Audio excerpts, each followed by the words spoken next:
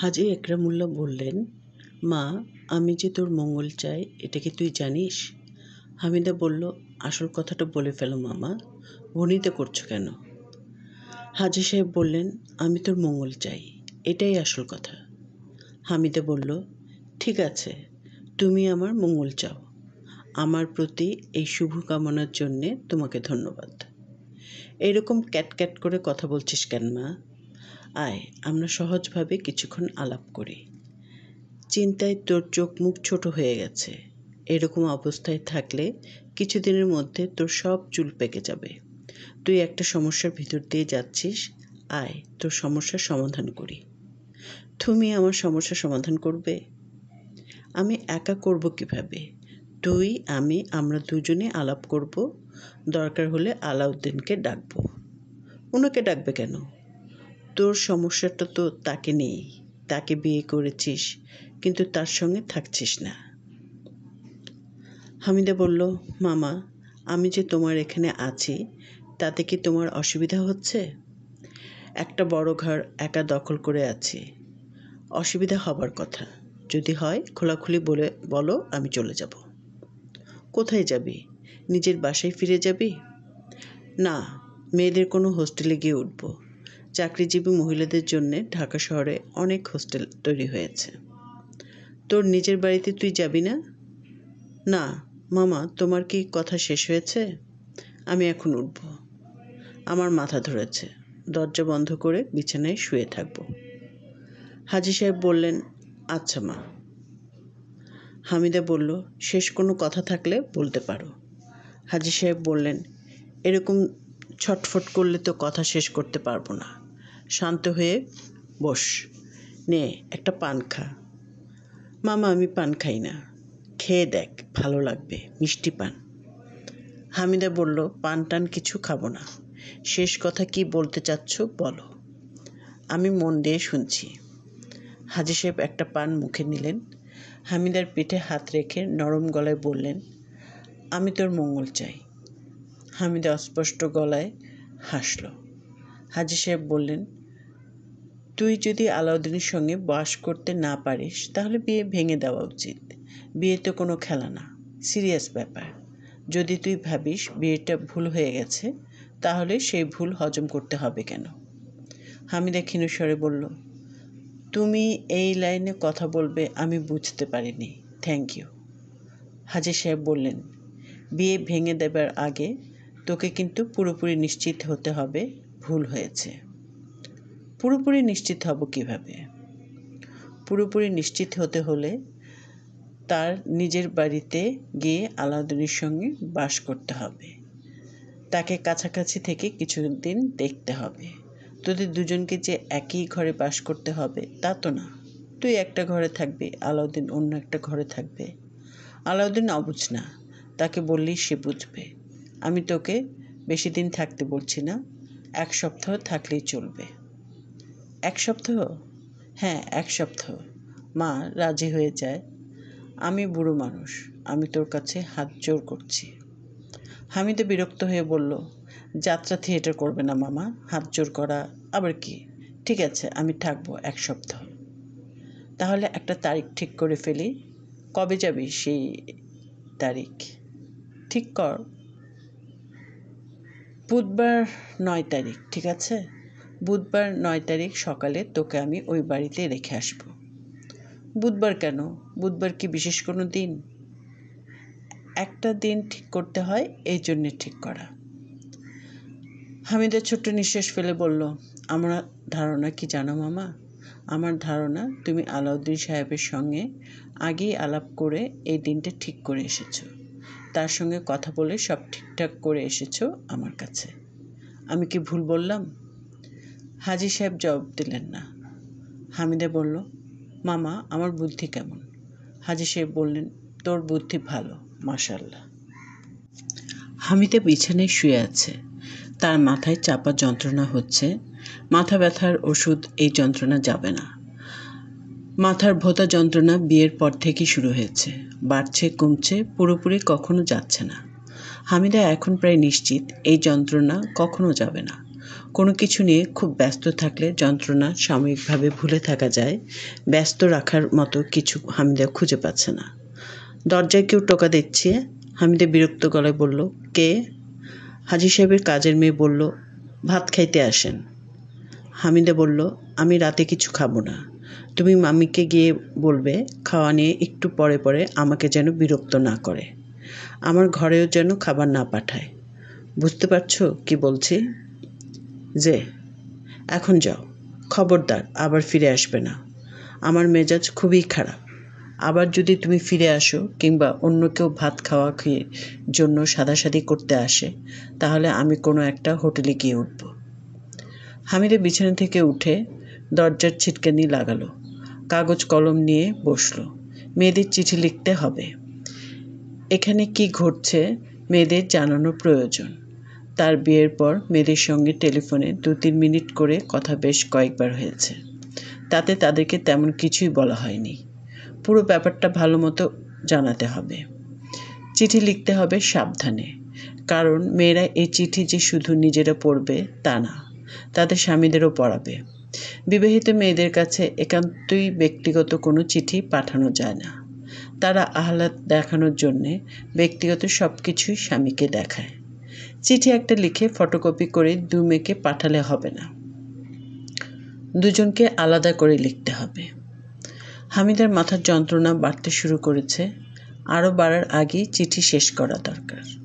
মেয়েদেরকে চিঠিতে অনেক আহ্লাদে কথা লিখতে হয়। মাথার যন্ত্রণা বেড়ে গেলে আহ্লাদী কথাগুলি আসবে না।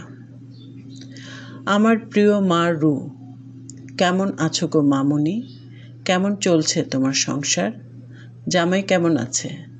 তার পায়ের পাতায় ফোড়া হয়েছিল বলেছিলে, সেটার অবস্থা কি? মা গো, তুমি মোজা নিয়মিত ধুয়ে দাও তো? তোমার ওয়াশিং মেশিন আছে? কাপড় ধোয়ার সমস্যা হবার কথা না। আন্ডার গার্মেন্টস প্রতিদিন ধোয়া প্রয়োজন। সুজির হালুয়ার রং সাদা হয়ে যাচ্ছে কেন জানতে চেয়েছিলে। সুজি সামান্য ভেজে নিতে পারো। অনেকে আবার জাফরান দিয়েও রং করে। হলুদ দিয়ে রং করতে যেও না। হলুদের তিতে একটা স্বাদ আছে। মিষ্টি জাতীয় খাবারে হলুদ দেওয়া যায় না। কাঁচা হলুদের রস 1 ফোঁটা দিলে সুন্দর রং হয়। তোমাদের দেশে কাঁচা হলুদ আছে কি না তা তো জানি না। এখন নিজের প্রসঙ্গে আসি। কিছু কিছু কাজ আছে মানুষ জানে কাজটা ভুল, তারপরেও কাজটা করে। কাজটা করার পর ভুলটা যে কত বড় তা ধরতে পারে। তখন আর ভুল শোধরানোর উপায় থাকে না। আমি এই ধরনের একটা ভুল করে ফেলেছি। এখন আমার মাথা আওলা হয়ে গেছে। মাথা আওলা শব্দটা তোমার বাবা ব্যবহার করতেন। মানুষটা নেই, কিন্তু সে তার অনেক কথাবার্তা ছড়িয়ে রেখে গেছে। ওই যে বিখ্যাত লাইন, পাখি উড়ে চলে গেলেও পাখির পালক পড়ে থাকে। আমি আমার নিজের ভুলের কথা ইনিয়ে বিনিয়ে লেখার জন্যে তোমাকে চিঠি লিখতে বসিনি। তোমার সহানুভূতি আদায়ের চেষ্টাও করছি না। সহানুভূতি আদায়ের চেষ্টাটা আমার কাছে সবসময় খুব অরুচিকর মনে হয়। তোমার বাবার মৃত্যুর পর তোমাদেরকে নিয়ে আমি যখন গভীর জলে পড়ে গেলাম, তখন অনেকেই সহানুভূতি দেখাতে এগিয়ে এসেছিলেন। রাগে আমার এখন গা জ্বলত, এখনও জ্বলে। আমি একটা সমস্যায় পড়েছি, এই সমস্যার সমাধান আমি নিজেই করব। তার জন্যে তোমাদের কাছে কখনো যাব না। এবং আমি আশা করব যে আমি দুঃসময় যে ভেতর দিয়ে যাচ্ছি এই ভেবে তোমরা আমাকে সহানুভূতি দেখাতে আসবে না। এখন কিছু অদ্ভুত ঘটনা তোমাকে বলি। ঘটনাগুলি কাকতালীয়, কিন্তু একের পর এক কয়েকটা কাকতালীয় ব্যাপার ঘটবে তাও আমি মানতে পারছি না। ব্যাপারটা কি শোনো। আগের কথা মতো আলাউদ্দিন সাহেব এক সকালে তার বাবুর্চিকে নিয়ে উপস্থিত হলেন। আমার সঙ্গে দেখা হলো না। তিনি জিনিসপত্র নামিয়ে বাজারে চলে গেলেন। জরুরি কিছু কেনাকাটা নাকি বাকি আছে। তার সঙ্গে দেখা হলো দুপুরে। তিনি জিলাপি এবং বেলিফুল নিয়ে এসেছেন। কাকতালীয় ব্যাপারটা বুঝতে পারা উচিত। তোমাদেরকে আমি অনেকবার বলেছি, জিলাপি এবং বেলিফুল তোমার বাবার খুবই পছন্দের জিনিস। সে বাজারে গেলেই খুঁজে পেতে জিলাপি নিয়ে আসতো। বেলিফুলের সিজনে সে বেলিফুল ছাড়া বাসায় এসেছে এরকম কখনো হয়নি। আলাউদ্দিন নামের মানুষটা বেছে বেছে প্রথম দিনই জিলাপি এবং বেলুফুল আনবে কেন? আচ্ছা, ধরে নিলাম কাকতালীয়। আমাদের পৃথিবীতে বিস্মিত হবার মতো কাকতালীয় ব্যাপার যে ঘটে না তা না, অবশ্যই ঘটে, পরপর ঘটে না। দ্বিতীয় কাকতালীয় ব্যাপারটা সেই দিনই ঘটল। আলাউদ্দিন সাহেব হঠাৎ এক সময় আমাকে জামিলা ডাকতে লাগলেন। তোমাদের আমি বলেছি যে তোমার বাবা ঠাট্টা করে আমাকে ডাকতেন মিসেস ঝামিলা। আমি শুধু ঝামেলা করি, এই জন্যেই আমার নাম মিসেস ঝামিলা। জামিলা এবং ঝামিলা এই দুটা নাম কী পরিমাণ কাছাকাছি তা কি বুঝতে পারছো? উনি যখন অবিকল তোমার বাবার মতো গলায় আমাকে জামিলা ডাকলেন, আমি এতই অবাক হলাম যে মাথায় একটা চক্কর দিয়ে উঠল। উনি কেন আমাকে জামিলা ডাকলেন তার একটা ব্যাখ্যা দিলেন। ব্যাখ্যা আমার কাছে গ্রহণযোগ্য মনে হলো না। আমার কাছে মনে হলো, এখনও মনে হচ্ছে, ব্যাখ্যার বাইরে অন্য কিছু আছে। সেই অন্য কিছুটা যে কী তা ধরতে পারছি না। আলাউদ্দিন সাহেব সঙ্গে করে একজন বাবুর্চি নিয়ে এসেছেন, নাম কুটু মিয়া। আলাউদ্দিন সাহেবের আচার ব্যবহার এবং চলাফেরার কোনো রহস্যময়তা নেই। তিনি আর 10টা মানুষের মতোই, কিন্তু কুটু মিয়া নামের মানুষটা অন্যরকম। প্রথম দেখাতেই আমি তাকে এতটা অপছন্দ করেছি আর কাউকে এর 100 ভাগের 1 ভাগও অপছন্দ করিনি। তাকে দেখে প্রথম যে ধারণাটা হয় তা হলো এই লোক মানুষের সমাজে বাস করে না, এই বাস করে ম্যানহোলে, ভেতরে কোনো জগতে। সে আমাকে 1 কাপ চা বানিয়ে খাওয়ালো। চায়ে মুখ দিয়েই মনে হলো কোথাও কোনো গণ্ডগোল নাই, কারণ চাটা ছিল মশলা চা। তোমাদের জন্ম হবার আগে তোমাদের বাবা একবার আমাকে নিয়ে 4 দিনের জন্য কাঠমান্ডু গিয়েছিলেন। সেখানেই আমি প্রথম মশলা চা খাই। সেই চায়ের স্বাদ আমার মুখে লেগেছিল। কুটু মিয়া বেছে বেছে অবিকল সেই চাই কেন বানিয়ে দিল? ঘটনা কি? ঘটনা অবশ্যই আছে, ঘটনার ব্যাখ্যাও আছে। আমার মাথা তোমার বাবার ভাষায় আওলা হয়ে আছে বলে ঘটনার ব্যাখ্যা বের করতে পারছি না। আমি নিশ্চিত একদিন পারব। তোমার মাথায় কোনো ব্যাখ্যা এলে আমাকে চিঠি লিখে জানিও। এখন আলাউদ্দিন সাহেব তার বাবুর্চিকে নিয়ে আমার বাসায় বাস করছেন। আমি চলে এসেছি বড় মামার বাড়িতে। এই অবস্থা কতদিন চলবে বুঝতে পারছি না। এদিকে আবার আরেক সমস্যা। আমার বাড়ির একতলায় যে ভাড়াটে থাকতেন ইঞ্জিনিয়ার শফিক সাহেব, উনি গতকাল সকালে বাড়ি ছেড়ে চলে গেছেন। তিনি প্রায় 7 বছর ছিলেন। তার মতো ভালো ভাড়াটে পাওয়া সৌভাগ্যের ব্যাপার। তাকে আমি বড় ভাইয়ের মতো দেখতাম, বিপদে আপদে তার সাহায্য নিতাম। তিনি চলে যাওয়ায় আমি খানিকটা অসহায় বোধ করছি। তার বাড়ি ছেড়ে চলে যাওয়ার কারণটিও বিচিত্র। তিনি যা বললেন সেটা হচ্ছে, আলাউদ্দিন সাহেব কুটু মিয়াকে নিয়ে যেদিন ওই বাড়িতে উঠলেন সেদিন সন্ধ্যায় রাস্তার একটা কালো কুকুর এসে বাড়ির বারান্দায় স্থায়ী হলো। সন্ধ্যার পর থেকে ওই কুকুর বাড়ির চারদিকে চক্কর দেয় এবং মানুষের মতো করে কাঁদে। বাড়ির চারপাশে চক্রাকারে ঘুরতে ঘুরতে কুকুর বিড়ালের কান্না খুবই অশুভ বলে বিবেচনা করা হয়। ইঞ্জিনিয়ার সাহেবের মা অস্থির হয়ে গেলেন। কুকুরটাকে দূর করার চেষ্টা করা হলো। লাঠি দিয়ে তাড়া করলে চলে যায়, কিছুক্ষণ পর আবার চলে আসে। পরদিন এই কালো কুকুরটার সঙ্গে আরও 2টো কুকুর যুক্ত হলো। দিনের বেলা এরা কিছু করে না, চুপচাপ বারান্দায় বসে থাকে। সন্ধ্যাবেলার পর থেকেই বাড়ির চারপাশে হাঁটা শুরু করে এবং কান্না শুরু করে।